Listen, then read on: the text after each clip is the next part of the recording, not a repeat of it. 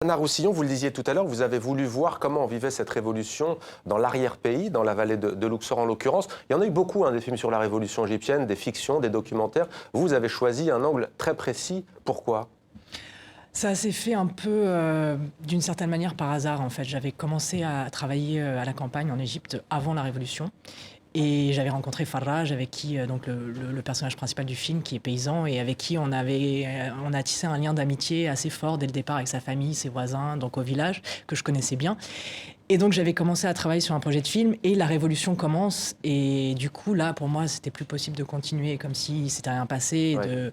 Et du coup, le projet s'est réélaboré en fonction des événements, et donc en une sorte de chronique de la révolution depuis le village. En fait. Et ce qui est assez fascinant, Anna Roussillon, c'est que Farraj, ce paysan, il incarne vraiment tous les tiraillements de l'Égypte, on va dire, d'avant 2011, mais jusqu'à aujourd'hui, vraiment dans sa manière d'être, dans ses propos, sur des notions comme la démocratie, sur le poids d'un vote, sur le fait de redescendre dans la rue, sur la religion aussi.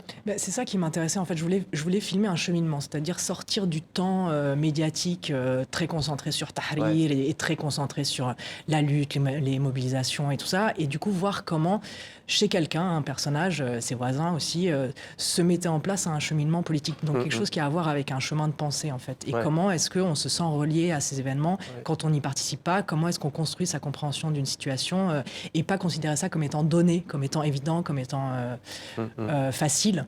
Et donc j'ai suivi Farraj sur 2 ans et demi pendant tous effectivement les revirements, les hésitations, les peurs aussi qui reviennent parfois. Et puis ça parce que d'ailleurs, Anna Roussillon, les Égyptiens, notamment le pouvoir actuel, mais aussi beaucoup d'intellectuels ont reproché entre guillemets aux médias occidentaux d'avoir une lecture binaire, de parler de coup d'État lors du renversement de Mohamed Morsi. Mais ce paysan lui-même, Farraj, d'abord, il se désintéresse un peu de la Révolution. Il la vit de loin, en tous les cas. Lui, c'est de cultiver sa terre qui l'intéresse. Ensuite, il vote pour Mohamed Morsi, non pas par adhésion aux frères musulmans, mais parce qu'il dit on va voir ce que ça va donner. Ensuite, lorsqu'on sent qu'il y a des manifestations hostiles, il les condamne en disant il a été élu, qu'on le veuille ou non, il faut le laisser aller au bout de son mandat. Et après, on le retrouve à la fin de votre film, Place Tahrir, pour dire à Mohamed Morsi, dégage. Comme quoi, c'est pas évident, même pour les Égyptiens. Oui, c'était pas Place Tahrir, c'était à Luxor, à la pardon. ville. Il a pas quand même été jusqu'au Caire, mais oui, mais pour moi, ça incarne en fait un moment. En fait, ce qui s'est passé, c'est quand même un édifice politique entier qui a craqué. Et comprendre ce qui se passait était hyper compliqué en fait pendant toute cette période pour tout le monde d'une certaine manière. Même pour les femmes ? Plus peut-être même pour les femmes, enfin pour tout le monde en l'occurrence, je pense un peu à égalité. Après, tout le monde regarde ça depuis son prisme, mais et du coup, tout le monde a eu des revirements, des hésitations. Moi, en fait, je le vois pas du tout comme là vous l'avez décrit un peu. Ça pourrait faire penser à une girouette un peu, mais en fait, moi, je m'identifie beaucoup à lui dans le sens où oui, c'est un chemin où on hésite, on ne sait pas trop, mais par contre, on essaye de penser ce qui se passe. Et moi, c'est vraiment ça qui m'intéressait. Les échanges sur la démocratie sont très intéressants aussi. La réflexion, le dialogue, la conversation qui se met en place, l'espace qui est ouvert à ce moment-là. Question un peu plus personnelle, vous êtes né au Liban, vous avez grandi au Caire, une partie de votre enfance.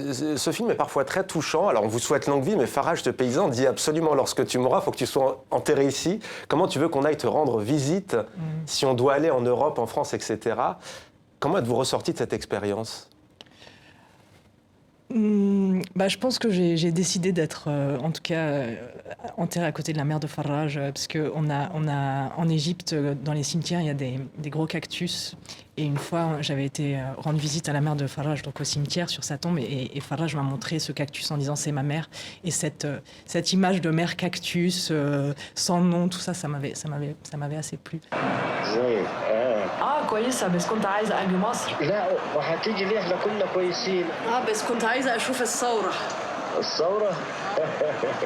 تابعيها على الشاشات. أنا الشعب وأنا الشعب لا أعرف المستحيل. أنا دولة نامية.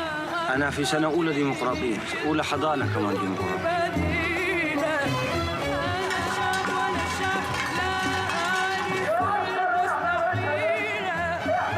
الناصر كان عسكري والسادات كان عسكري ودا عسكري وشفيق عسكري، احنا عاوزين واحد مدني.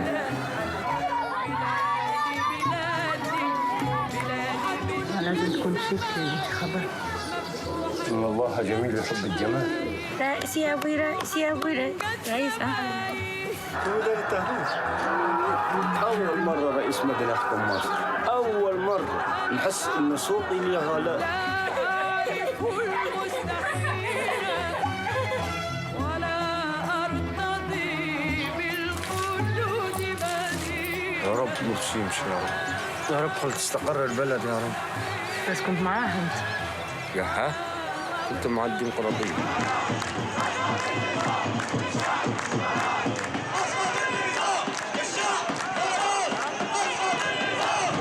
تقدر تغير الرئيس بتاعك بالطريقة دي؟ تظاهر في الشارع؟ ما تحشد فرنسا كلها، والله ما حد يقول لك في البرد في النادي. تعلم الدرس.